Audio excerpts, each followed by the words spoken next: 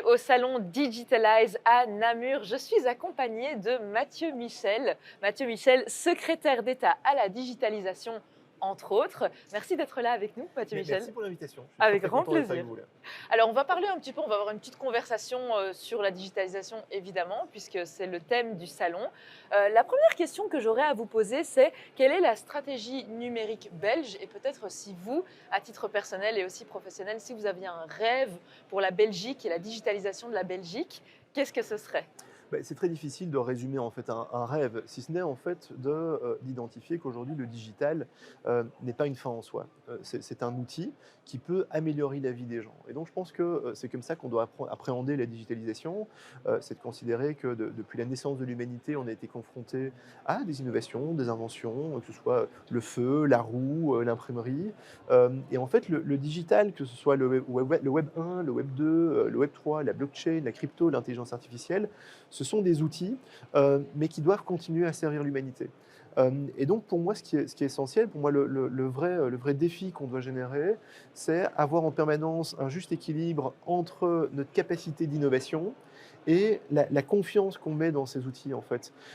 Et donc ça, c'est une bonne partie du travail que je réalise, c'est vraiment ça. C'est se dire voilà, on doit libérer l'innovation, mais la garder quand même dans une forme de maîtrise qui permet en fait de ne pas, faire les choses juste parce qu'on peut les faire, mais plutôt faire les choses parce qu'elles ont un sens. Et ça, c'est quelque chose qui est essentiel lorsqu'on parle d'intelligence artificielle, par exemple. C'est comment est-ce que l'intelligence artificielle peut améliorer les soins de santé? Comment est-ce qu'on peut détecter beaucoup plus tôt que vous risquez d'avoir, telle pathologie ou telle autre pathologie? Comment est-ce qu'on peut utiliser, par exemple, l'intelligence artificielle ou bien, la blockchain pour être en capacité d'avoir une mobilité partagée et plutôt que d'avoir des véhicules dans tous les sens et que chacun a sa voiture, avoir plutôt une voiture qu'on se partage avec 10 personnes, par conduite autonome et ce genre de choses. Donc c'est vraiment se dire, pour améliorer l'humanité, il y a un certain nombre d'objectifs à atteindre et aujourd'hui la technologie et l'innovation peut être un outil pour ça. Mais je pense qu'on doit toujours être, très attentif à ce que ces outils doivent rester sous contrôle et doivent toujours servir une vraie intelligence humaine, une intelligence sociétale humaine. Mhm. C'est intéressant parce que vous parlez de Web 1, Web 2, Web 3, blockchain, crypto, intelligence artificielle, etc. Des thèmes ou des concepts connus pour certains, peut-être un peu moins pour d'autres. Et c'est là qu'intervient aussi la notion de fracture numérique, puisque certaines personnes n'ont pas accès à la connaissance ou aux outils, ou en tout cas pas à tous ceux que vous venez de mentionner ici.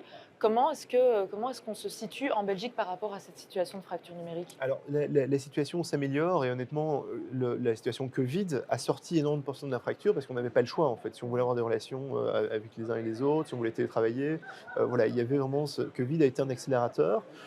Aujourd'hui, une situation qui s'améliore en Belgique, mais on garde, en fait, une fracture digitale assez importante. Selon les chiffres de la Fondation Rambaudouin, par exemple, près de 40 de la population reste en fracture digitale sévère, c'est-à-dire n'ont pas accès aux services de base, si vous voulez, à travers l'outil numérique. Alors, c'est clair que quand on parle de digitalisation, cette fracture digitale, elle est importante et on se rend compte, et c'est vraiment quelque chose que je pense, on se rend compte, allez, qu'on rencontre pour la première fois dans l'histoire de l'humanité, c'est que les différences de laps de temps entre les personnes qui sont ultra au fait de l'innovation et ceux qui sont encore dans le monde d'avant est vraiment très large. Auparavant, en fait, une modification d'innovation faisait qu'il y a peut-être 5 ans de décalage entre la maîtrise technologique des uns et des autres. Ici, en fait, il y a des gens qui vivent déjà dans un monde qui va arriver dans 20 ans. Quand on parle aujourd'hui de l'intelligence artificielle, des chats GPT, ce genre de choses, il y a des gens qui savent déjà dans quel monde on sera dans 20 ans, mais il y a encore des gens qui vivent dans un monde d'il y a 20 ans, qui ont encore un peu de mal avec le GSM, vous voyez ce que je Oui, veux dire? tout à fait. Et donc cet écart de temps-là, je pense que c'est la première fois qu'on rencontre quelque chose d'aussi important.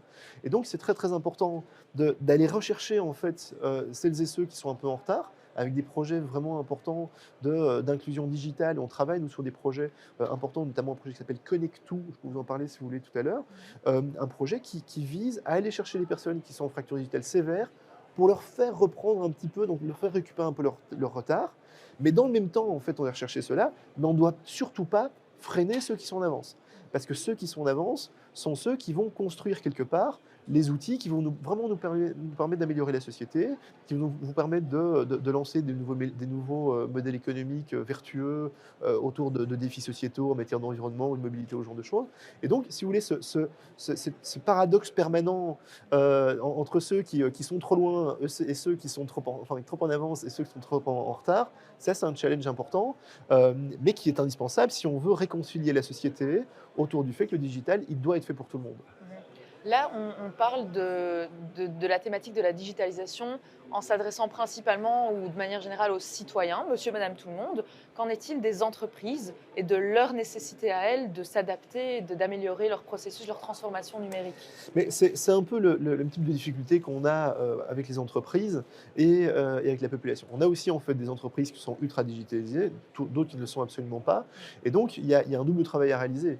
Il y a d'une part un travail de sensibilisation à faire pour les entreprises qui ne sont pas digitalisées, en disant écoutez, voilà, le digital, c'est pas grave, c'est quelque chose qui se fait assez facilement. Il y a des sociétés qui sont là pour vous aider, il y a des consultants. C'est la raison Et pour laquelle ce salon c'est existe. exactement ça en fait. Donc c'est vraiment faire prendre conscience que dans la digitalisation d'une entreprise, on entame en fait un cercle vertueux qui va nous permettre d'être plus efficace, d'être plus performant.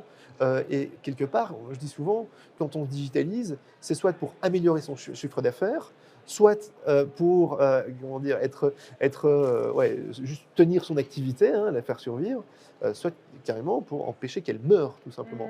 Et donc, c'est clair que tous ces processus-là sont des éléments dont les entreprises ont vraiment besoin. Quand on parle de cybersécurité, par exemple, quand on parle d'un CRM, d'un ERP, on se rend compte qu'aujourd'hui, il y a encore très très peu de PME, hein, de petites et moyennes entreprises, qui ont fait ces démarches. Alors très clairement, on se rend compte que ça progresse. Donc on progresse assez bien, mais c'est clair que le décalage qu'il y a entre des grosses entreprises qui, elles, sont bien digitalisées et des PME qui, elles, ne le sont pas encore, est vraiment important. Et donc aujourd'hui, je pense que un salon comme celui-ci, effectivement, est très intéressant parce que non seulement il sensibilise sur l'impact positif que peut avoir la digitalisation sur son propre modèle économique, mais en plus, ce qui est très intéressant, c'est que c'est un vrai cercle vertueux. Parce que non seulement vous pouvez sauver votre entreprise ou bien améliorer le rendement de votre entreprise, tout en développant un modèle économique en matière de cybersécurité. Parce qu'en fait, les entreprises qui sont ici sont aussi des entreprises qui vont alimenter un modèle économique vertueux, de l'emploi et ce genre de choses. Donc en gros, on répond à une réponse par une autre réponse. Ouais. Et donc je pense que c'est effectivement très, très, très positif. Ok. Moi, une crainte que j'ai personnellement, vraiment à titre personnel, mais peut-être que certaines personnes se retrouveront là-dedans, c'est est-ce que digitalisation, c'est pas égal à perte de connexion? Alors, je parle pas de connexion Internet pour le coup, mais perte de connexion humaine, parce que ça met une distance. Oui, non, qu'est-ce que vous en pensez? Alors, ça renvoie à ce que je disais il y a une seconde, en fait. Ça dépend le sens qu'on met dans notre action. Moi, j'aime bien évoquer la réflexion sur les réseaux sociaux, par exemple. Moi, il y a des copains que j'ai plus vus depuis super longtemps, mais je sais ce que devient leur vie, tout simplement, parce que de temps en temps, sur mon fil d'actualité, je vois qu'ils ont eu un enfant, ou bien que voilà, ils ont changé de job, ou ce genre de choses. Et donc, je pense que je pense que les machines. Alors, il y a une chanson très jolie qui dit toutes les machines ont un cœur dedans. Et je pense qu'effectivement, ça dépend ce qu'il y a au bout de ces fibres optiques, ce qu'il y a au bout de ces ondes. Et donc, ça dépend de la façon dont nous, on appréhende notre utilisation de ces espaces-là. Et donc, il n'est pas indispensable comment dire, de s'enfermer dans un univers virtuel. Mais par contre, si cet univers virtuel vous permet, et si vous décidez de l'utiliser Vous dites pour rester univers en virtuel, connexion, ça me fait penser au métavers et ah à ouais, ça, si vous voulez, Web3 et tout on ça. peut en Hein. parler sans Ouais. aucun problème. Mais donc, je pense qu'à un moment donné, alors si vous me lancez sur le sujet, je suis parti, je vous préviens. Moi, ce qui m'interpelle plutôt, c'est le fait que, comment dire, le, le- la digitalisation, elle est arrivée, c'est une innovation qui est arrivée en très très peu de temps et qui touche l'ensemble de la société. Dans l'histoire de l'humanité, chaque innovation a mis du temps avant de s'intégrer dans la sociologie collective, si vous voulez. Je parlais du feu tout à l'heure, il a fallu quand même quelques millénaires enfin quelques centaines de millénaires avant d'avoir une autre innovation à ce point disruptive. La roue, c'était une disruption complètement dingue. Mais la roue n'a pas marqué son temps et toute l'humanité en 5 ans. voyez ce que je veux dire? Ouais. Et donc ça veut dire que la roue et la façon dont la société a intégré le rapport à la mobilité, le rapport aux distances, a été totalement changé. Utiliser un cheval ou bien aller à pied quelque part, ça a changé le rapport aux distances, vous voyez? Donc aujourd'hui, imaginez, une téléconférence, le métavers, tout ça, enfin toutes ces innovations, qui sont dans la droite ligne de l'imprimerie finalement, hein, l'explosion de l'accès aux connaissances, ce genre de choses, en quelques dizaines d'années ou centaines d'années en fonction des points de repère, disruptifs qu'on prend, mais nos sociétés n'ont pas intégré de nouveaux modes de fonctionnement, ne serait-ce que par l'éducation. Moi, mes parents m'ont pas éduqué, en me rendant attentif au métavers, par exemple, vous Mmh. voyez? Et donc ça, je pense que ça induit que nos sociétés vont encore vivre un peu de balbutiement, et c'est des dangers auxquels nous sommes très attentifs, notamment en matière de rapport à la démocratie, rapport aux fake news, rapport, au harcèlement. Pourquoi est-ce qu'il y a autant de violence, par exemple, sur les réseaux sociaux? C'est peut-être qu'on se sent protégé par un écran. Vous voyez, comment est-ce qu'on gère ce genre de disruption? Ça, c'est quelque chose qui est essentiel. Et je vous disais, hein, quand vous m'envoyez un truc là-dessus, je suis Mais c'est parti. très intéressant. Et peut-être il y a un élément basique, ça, c'est un peu philosophé sur le digital. Je pense que vous, moi et toutes les personnes ici, nous avons notre propre identité. Ok, et depuis toujours, notre identité, elle se construit autour de deux aspects. Votre liberté d'être vous-même et la responsabilité de l'interaction que vous avez avec autrui. Si je vous touche, c'est ma liberté de vous toucher, mais c'est ma responsabilité. Votre réaction, c'est ma responsabilité d'assumer ça derrière. Ok, dans le monde digital, en fait, la liberté que vous avez, elle est totale, c'est vous qui fixez ses limites, mais la responsabilité n'a jamais vraiment été connectée. Pourquoi? Parce que le digital, il a été construit de façon anonyme. Mmh. Voyez? Et probablement que quand on dit quelque chose dans le monde digital, on en assume beaucoup moins les conséquences que quand on est dans la vraie vie. Ouais. Voyez? Et donc cette déconnexion, effectivement, elle amène inévitablement à se réinterroger sur les identités, sur les philosophies du digital, et ce genre de choses. Voilà, mais c'est un sujet passionnant, mais notre responsabilité à nous, que ce soit au niveau européen, que ce soit au niveau belge, c'est de construire les outils qui permettent de s'assurer que ces outils soient utilisés avec bienveillance. Alors concrètement maintenant, au niveau des projets qui sont mis en place, j'ai vu le concept de portefeuille digital passer ou qui est ou va être implémenté en 2023. Vous pouvez nous en dire un petit peu plus? Alors, portefeuille digital, c'est vraiment un couteau suisse qu'on va mettre dans la poche de chaque citoyen, dans son smartphone pour être plus précis. C'est un couteau suisse en fait des outils qu'on peut vous donner pour vivre votre citoyenneté de façon confortable et heureuse. On le sait aujourd'hui en Belgique, on vit quand même dans un modèle institutionnel qui est excessivement compliqué. Entre les procédures qui dépendent de la région, de la communauté française, de votre commune, de la province, du fédéral, on s'y perd un petit peu. Et ma lecture, c'est que ce n'est pas aux citoyens à supporter la complexité de l'État. Lui, il veut juste dire, OK, moi je m'en fous, je veux juste avoir un permis de bâtir, ou bien je veux juste voir où je demande mes allocations familiales.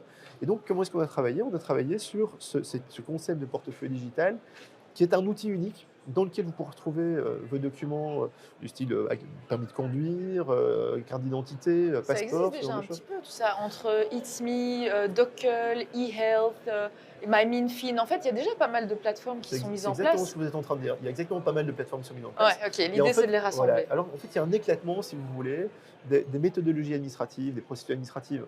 Et donc, moi, j'ai l'habitude de dire, on s'émeut tous qu'il y a 9 ministres de la Santé en Belgique. En fait, il y a quasiment 50 ministres du digital en Belgique, puisque tout le monde digitalise un peu de son côté. Ouais. Et donc, il existe effectivement des choses éparses, diverses et variées, avec un niveau de qualité ou de simplicité qui varie en fait des outils. Et donc l'idée, c'est plutôt en fait de tout simplifier dans un modèle qui construit les accès faciles pour le citoyen.